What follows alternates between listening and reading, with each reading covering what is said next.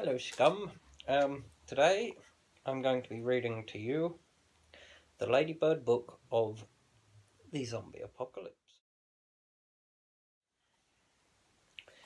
And this is written by J.A.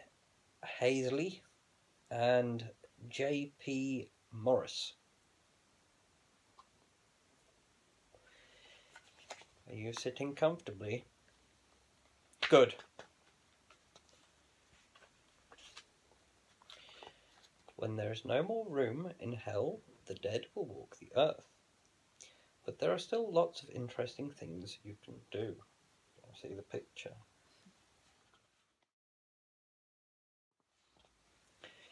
During the zombie apocalypse, shops may reduce their opening hours, telephone and broadband coverage is likely to be patchy, and the police may be very busy. Minor crimes such as looting can be easily dealt with by neighbours working together. Isn't that a lovely picture there? It could be secret military experiments or a viral pandemic. It might be cosmic rays or reading some Latin-style words aloud from a forbidden codex. It could even be a fungal infection like athlete's foot, but one that explodes mushrooms through your face and makes you eat everybody. There are so many ways for people to turn into zombies.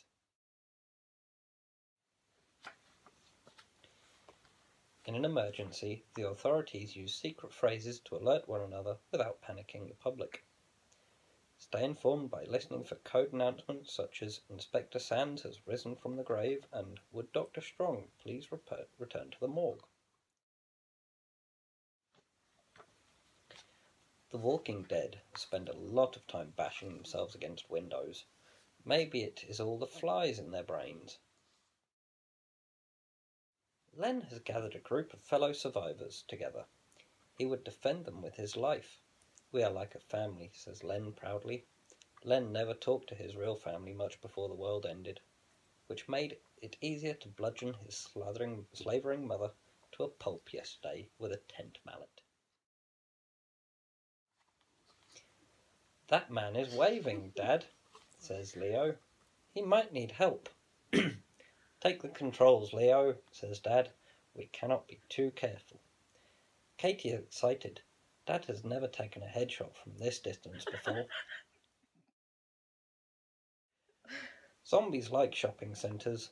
There are so many inside this one that the best idea is to blend in.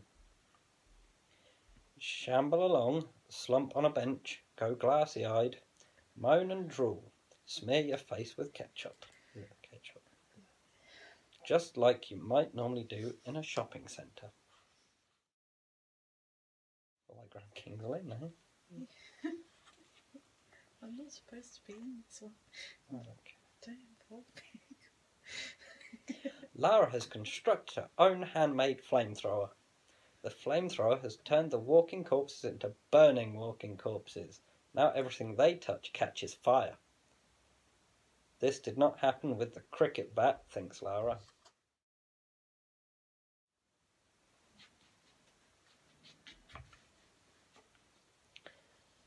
Todd has spent his whole life worrying about what he would do in the event of a zombie attack. Terrorism, nuclear proliferation, environmental collapse and global inequality seem so important now. Todd is glad he did not waste any of his life worrying about them. What will it be like after the end of the world? Maybe colourful gangs of crazy looters will chase each other in souped-up ultra trucks covered in spikes and guns. Or maybe they won't. Giles and Peter are civil servants. They hid in the basement of the Treasury when the rest of the government started eating each other. Now they are all that is left. Giles and Peter have found 2 white coats and a pile of cones. Order will be restored soon, says Giles hopefully. Is the sun meant to be like that, Dad? Asked Alfie. Alfie and Dad run. Conlon and Eggsy are raiding a stockade. They have killed everyone using their spades and can now look for food. They have found 1 box of tins and 1 box of salted peanuts. This box contains dozens of humans' ears. but they will not take this box. Dickon has found a telephone box and is calling for help. The emergency services are out of action and he cannot remember anyone's number because he usually uses a smartphone. Maybe one of the ladies on these postcards can help, thinks Dickon. Some people say civilization after a zombie apocalypse will go back to the Stone Age. Nobody tidies up or collects the bins, the electricity keeps going off, there are dead bodies piled up in the streets. It is actually more like the 1970s. In films about zombies, people do foolish things. They go down into a fruit cellar for safety. They hope a bite will get better in the morning. They think growling, drooling men are probably just tramps. People in zombie films have not watched enough zombie films. Sebastian is manning the Ventnor comms station on the Isle of Wight. An island is a safe place to be because it is easily quarantined, but supplies from the mainland can be irregular. If the islanders find out Sebastian is hoarding the last roll of toilet paper, they will break in and kill him. Toby is a vegetarian and will not eat rat. He has been looking for fresh vegetables for weeks. Yesterday he found a botany laboratory. It was full of walking, stinging plants. Toby now has a heightened sense of hearing and irony. Andy finds it easier to shoot zombies in the head if he pretends he is playing a video game. The baddies in video games were often zombies. This is because zombies bought far fewer video games than Russians, Germans, terrorists, or robots. William and his family have found a beautiful patch of countryside free from infection. No explosions or screams, says William, just bird song. A colony of infected bats can reduce a human body to a skeleton in 20 minutes. Careful, says Catherine, this house is booby-trapped. The children step over the tripwire at the front door. If they are lucky, they will find food and ammunition inside. If they are very lucky, the cat that just jumped through the window will not set off the rest of the traps.